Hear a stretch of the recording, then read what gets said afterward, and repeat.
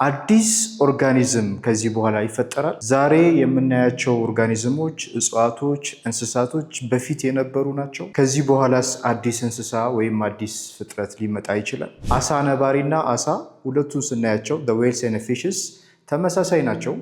ውሃ ውስጥ ነው የሚኖሩት፣ ግን በጣም ሰፊ ልዩነት አላቸው። ዘራቸው አንድ አይደለም። ታዲያ እንዴት ተመሳሳይ ስትራክቸር ሊኖራቸው ቻለ? በዚህ ቪዲዮ እነዚህን ጥያቄዎች እንመልሳለን።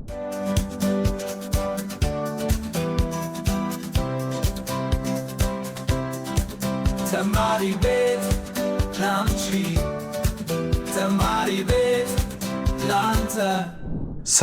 ሰላም፣ እንዴት ናችሁ? ይህ ተማሪ ቤት ነው። ዛሬ ስፔሺዬሽን ምን እንደሆነ እናያለን። ስፔሺዬሽን So today we'll see about the species, what the species mean, what is speciation, and the types of speciation. Species ምንድን ነው? በታክሶኖሚ ውስጥ የምናስቀምጣቸው ሄራርኪዎች አሉ። ኦርጋኒዝሞችን ግሩፕ ስናደርግ ከኪንግደም ጀምሮ ከፋይለም እያለን እስከታች መጨረሻ ላይ ስፔሺስ ላይ እንደርሳለን። ስፔሺስ ምንድን ነው እና ደግሞ ስፔሺዬሽን እንዴት ይፈጠራል? አዲስ ዘር አዲስ ስፔሺስ ሊመጣ ይችላል ወይ ከዚህ በኋላ? እነዚህ ፋክተሮች እስካሉ ድረስ ስፔሺዬሽን የሚያመጡ ፋክተሮች እስካሉ ድረስ አዲስ ስፔሺስ ሊመጣ ይችላል። ይህንን ታይፓቸውንና እንዴት አዲስ ስፔሺስ እንደሚፈጠር እናያለን ማለት ነው። First, let's define what is species mean. A species is a group of organisms that can interbreed መዋለድ የሚችሉ ኢንተርብሪድ ማድረግ የሚችሉ የኦርጋኒዝሞች ስፔሺስ ይባላሉ። ስፔሺስ ለመባል ግዴታ መዋለድ መቻል አለባቸው ማለት ነው። ሜት አድርገው ፈርቲላይዜሽን፣ ምናልባት የሚዋለዱበት ሁኔታ ይለያያል፣ ግን የሚዋለዱ መሆን መቻል አለባቸው። the organisms that can be or a capability of interbreeding is known as species. Also the species, they are a group of organisms that share the same biochemistry. ተመሳሳይ ባዮኬሚስትሪ ያላቸው መሆን አለባቸው። the same biochemistry ስንል ተመሳሳይ ዲኤንኤ actually completely ተመሳሳይ ዲኤንኤ ሊኖር አይችልም፣ ግን ተቀራራቢ የዲኤንኤ ስትራክቸር የአሚኖ አሲድ የፕሮቲን ታይፓችን ተመሳሳይ ከሆነ ስፔሺስ ነን ማለት ነው። አንድ ስፔሺስ ውስጥ ሊመደብ ይችላል። It's not only the biochemistry shares the same biochemistry plus phylogeny. the phylogeny ተመሳሳይ መሆን አለበት። ያ ማለት ከዲሴንደንቶቹ ወደ አንሴስተር ስንቆጥር ከታች አሁን ካሉት ኦርጋኒዝምስ ወደኋላ እየቆጠርን ስንሄድ የዘር ሀረጋቸው ተመሳሳይ ከሆነ ስፔሺስ ይባላል። ስፔሺስ ለማለት ዋናው ክራይቴሪያችን ይሄ ነው ማለት ነው። ስለዚህ ይሄ የስፔሺስ ዲፍረንስ ከሆነ ዴፊኒሽን ከሆነ ስፔሺዬሽን እንዴት ዋት ኢዝ ስፔሺዬሽን በራሱ ምን ማለት ነው? ስፔሺዬሽን is a process of forming a new species. አዲስ ስፔሺስ የሚፈጠርበት ፕሮሰስ ስፔሺዬሽን ይባላል።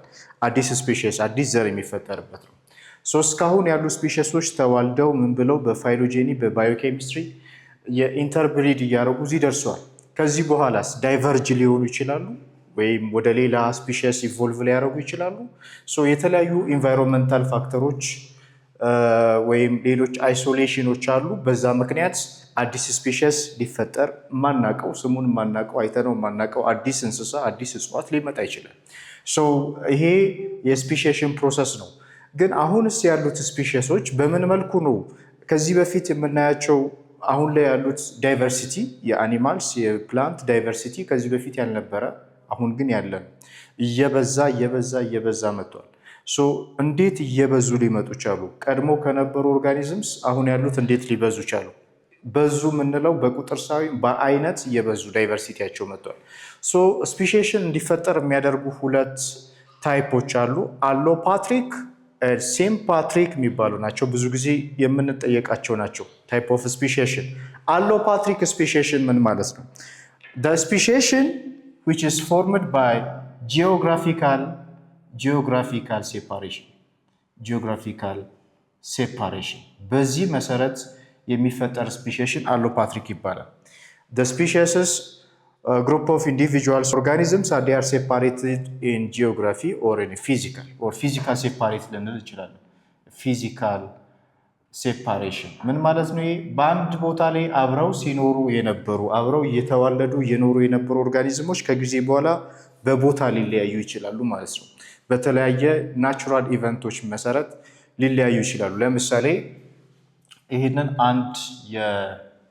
አንድ ሃቢታት ነው ብለን እናስብ። በዚህ ሃቢታት ውስጥ የሚኖሩ ተመሳሳይ ስፔሺሶች አሉ ማለት ነው። ሜቢ ፕላንቶች ሊሆኑ ይችላሉ። ተመሳሳይ ናቸው። ኢንተርብሪድ ማድረግ ይችላሉ ማለት ነው። አብረው በአንድ ቦታ እየኖሩ ነው ያሉት። ግን ከጊዜ በኋላ በተለያየ ናቹራል ፕሮሰስ መሬቱ ቢሰነጠቅ ወይም መሀል ላይ ተራራ ቢፈጠር በፎልዲንግ ወይ በሌላ ጂኦግራፊካል ፕሮሰስ ማለት ነው ምን ሊፈጠር ይችላል? ሁለት ቦታ ሃቢታቱ ቢሰነጠቅ ሁለት ቦታ እንደዚህ ቢሰነጠቅ እነዚህ ቢጠፉ መሀል ላይ ተራራ ቢፈጠር አንድ ወጥ የነበረ ሃቢታት ወደ ሁለት ሃቢታት ተቀየረ። ሃቢታት 1 እና ሃቢታት 2 ሁለት ቦታ ተከፈለ ማለት ነው። ከጊዜ በኋላ ይሄ ሃቢታት እነዚህ ምን ሊሆኑ ይችላሉ? እዚህ ጋር ሃቢታት 2 ላይ እና 1 ላይ ያለው ኢንቫይሮንመንት ሊለያይ ይችላል። ሜቢ እዚህ ጋር ቅዝቃዜ ሊኖር ይችላል። ኮልድ ኢንቫይሮንመንት ሊኖር ይችላል። ፕላንቶች ወይም ሌሎች ዋተር በብዛት ሊኖር ይችላል። ይሄኛው ደግሞ ሆት ሊሆን ይችላል። ወደ ሁለት ስለተከፈለ ይሄ ኮልድ ይሄኛው ሆት ሊሆን ይችላል። ስለዚህ በኮልድ እና በሆት የሚኖሩ ፕላንቶች ተመሳሳይ ሊሆኑ አይችሉም።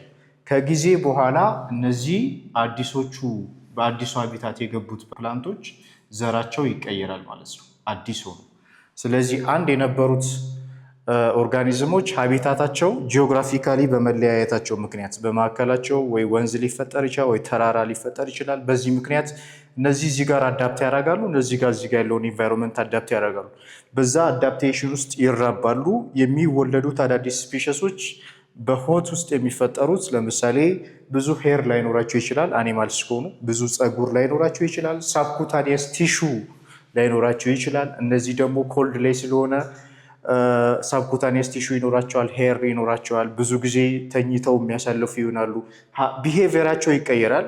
በዚህም የስትራክቸራቸው እየተቀየረ ይመጣል። በዚህ ምክንያት አዲስ ስፔሺስ ይመጣል። በጂኦግራፊ ወይም በፊዚካል ሴፓሬሽን የሚፈጠር ስፔሺዬሽን አሎፓትሪክ ስፔሺዬሽን ይባላል። ሌላው አንድ ቦታ እየኖሩ በአንድ ሃቢታት ውስጥ አብረው እየኖሩ ግን እየተዋለዱ መጨረሻ ላይ ላይዋለዱ ይችላሉ ወይም ሊለያዩ ይችላሉ።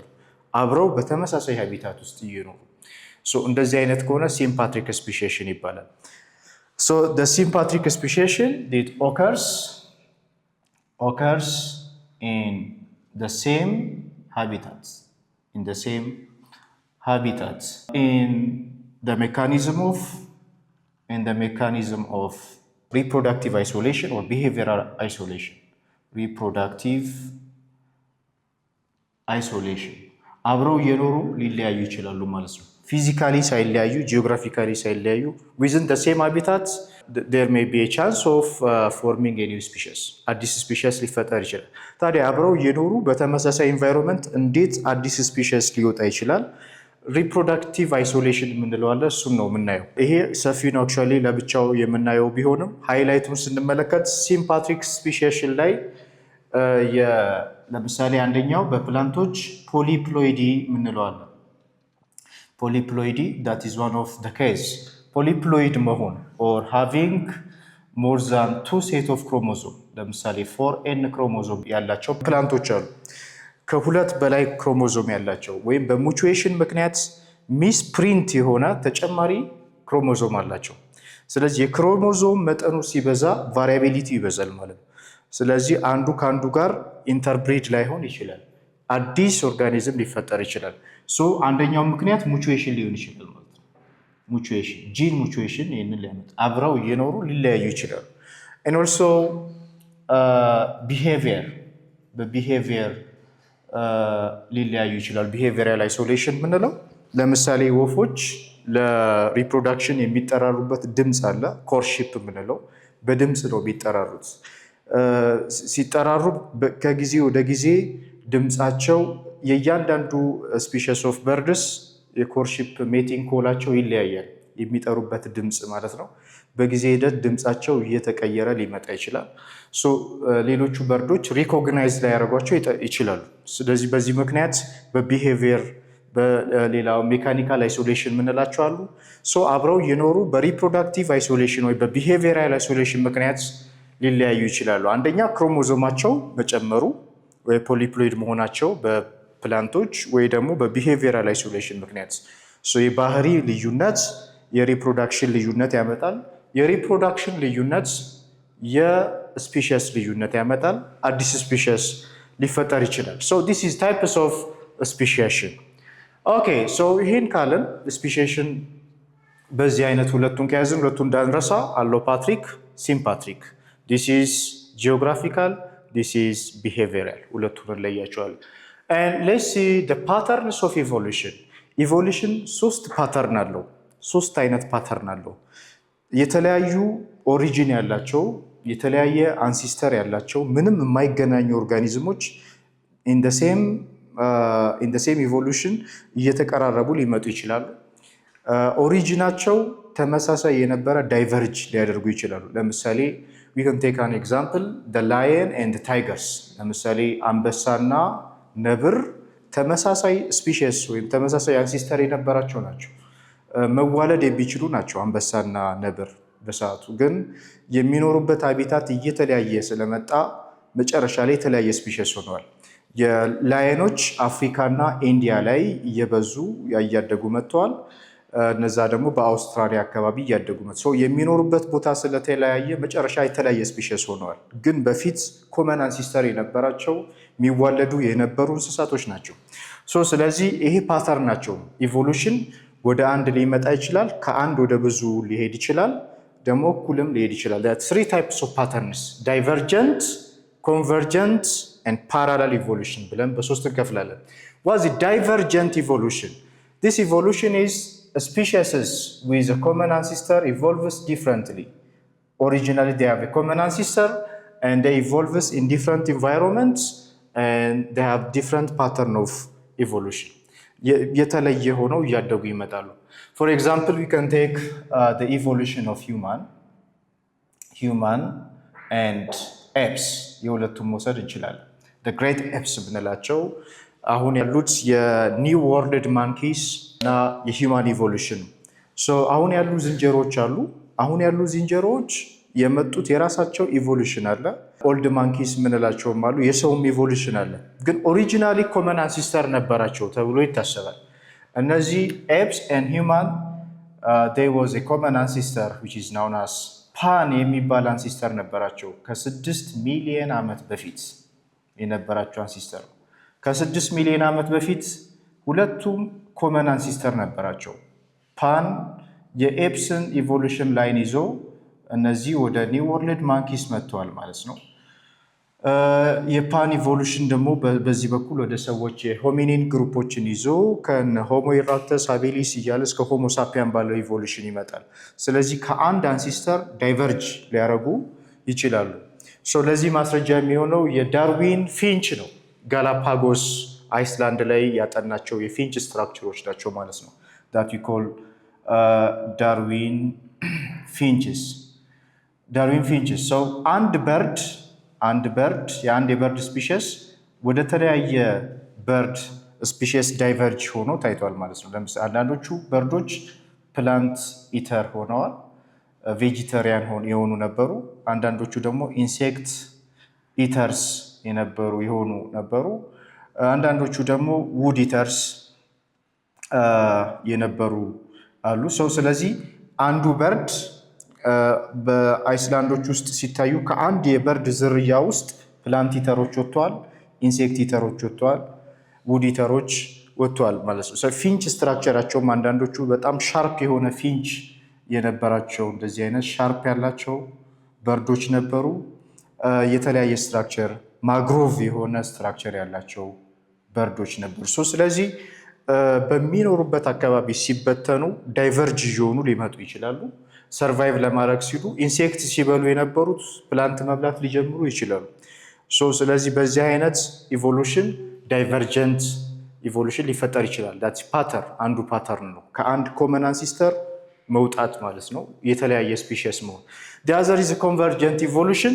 ኮንቨርጅ ማድረግ ኦሪጂናቸው የተለያየ ነው፣ ግን ኮንቨርጅ እያደረጉ ተቀራራቢ ኢቮሉሽን ታይፕ እየያዙ ይመጣሉ። ቅድም በመግቢያችን ያልነው the evolution of the whales and fishes አሳና አሳ ነባሪ ስንመለከት ተመሳሳይ ናቸው። ስትራክቸራቸው አክቹዋሊ ውሃ ውስጥ ነው የሚኖሩ ከግዝፈት አንጻር እንጂ ሁለቱም የሚያመሳስላቸው ነገር they have a streamline body አላቸው ማለት ነው። ውሃ ውስጥ ለመዋኘት የሚያስችል ቦዲ ስትራክቸር አላቸው፣ ተመሳሳይነት አላቸው፣ ግን ኢቮሉሽናቸው የተለየ ነው። ዌሎች ምንድናቸው? these are mammals and these are vertebrates actually so እነዚህ ፊሾች የሚራቡት በኤክስተርናል ፈርቲላይዜሽን እንቁላል በመጣል ይራባሉ። the whales they give a birth so ጸንሰው ኢንተርናል ፈርቲላይዜሽን የሚሰጡ ናቸው፣ ልጅ የሚወልዱ ናቸው። ስለዚህ በሁለቱም መካከል ከፍተኛ ልዩነት አለ፣ ግን ተመሳሳይ የሚያደርጋቸው የሰውነት ቅርጽ ደግሞ አላቸው። ይሄ ኢቮሉሽን ኮንቨርጀንት ነው። ኮንቨርጀንት የሆነበት ምክንያት አንሲስተራቸው የተለያየ ነው፣ ግን ኢቮልቭ ሲያደርጉ ተመሳሳይ የሆኑ መጥተዋል። ተመሳሳይ ወደ አንድ ፖይንት ኮንቨርጅ እያደረጉ ኮንቨርጅ እንዲያደርጉ ያስቻላቸው ሁለቱም በውሃ ውስጥ መኖራቸው ተመሳሳይ የሰውነት ቅርጽ እንዲያዳብሩ አድርጓቸዋል ማለት ነው። the other is parallel evolution that is similar traits evolves independently so ኦሪጂናቸውም የተለያየ ነው። አክቹዋሊ አንሲስተራቸው ተቀራራቢ ነው፣ አንድ አንሲስተር ግን አይደለም። ሶ ዲሴንደንቶቹም ከአንሲስተራቸው ጋር የተለያዩ ናቸው ማለት ነው። ስለዚህ የራሳቸውን ኢቮሉሽን ይዘው ነው ኮንቨርጅም አላረጉም ዳይቨርጅም አላረጉም ማለት ነው። ፎር ኤግዛምፕል let's take the two mammals, the marsupial mammals which includes the kangaroo and the other animals and the placental. Okay, so parallel evolution ላይ marsupial mammals and placental mammals የዚህ ኤግዛምፕል ናቸው። the marsupial mammals they have their own origin ancestor አላቸው፣ placentalም የራሳቸው ኦሪጂን አላቸው። so ግን ኢቮሉሽናቸው ኢንዲፔንደንትሊ ነው። ሁለቱም ማማል ናቸው። they both can give a birth so ልጅ ወልደው የሚያሳድጉ ናቸው ማለት ነው። ግን የኢቮሉሽን ስትራክቸሩ የየራሳቸው ይለያያል። ለምሳሌ marsupial mammals like you can take the kangaroo እነዚህ they have a pouch ውስጥ ነው ልጃቸውን የሚያሳድጉት። so ለረጅም ጊዜ ፖች ውስጥ ልጃቸው ጡት እያጸቡ ያሳድጋሉ። እነዚህ ግን ፕላሴንታል ማማሎች ልጃቸው የሚቆየው በማህፀን ውስጥ ነው። ስለዚህ ሁለቱም አጥቢ እንስሳት ቢሆኑ እንኳን የሚያሳድጉበት መንገድ ይለያያል። ሁለቱም የየራሳቸው የኢቮሉሽን ላይን አላቸው ማለት ነው። ፓራለል ኢቮሉሽን ነው። ስለዚህ ኮንቨርጅም አላረጉም ዳይቨርጅም አላረጉም ማለት ነው። so there are the three types of patterns: divergent evolution from the common ancestor to different descendants and convergent from different ancestor to the common evolution type. ተመሳሳይ የሆኑ ሊመጡ ይችላሉ and parallel ደግሞ ራሳቸውን ችለው ሲሄዱ ነው። በአጠቃላይ ስፒሺሽን ይሄን ይመስላል። ስፒሺሶች በዚህ መልኩ ሊፈጠሩ ይችላሉ። ታይፖቹ የአሎፓትሪክ፣ ሲምፓትሪክ ብለን በሁለት እንከፍላለን።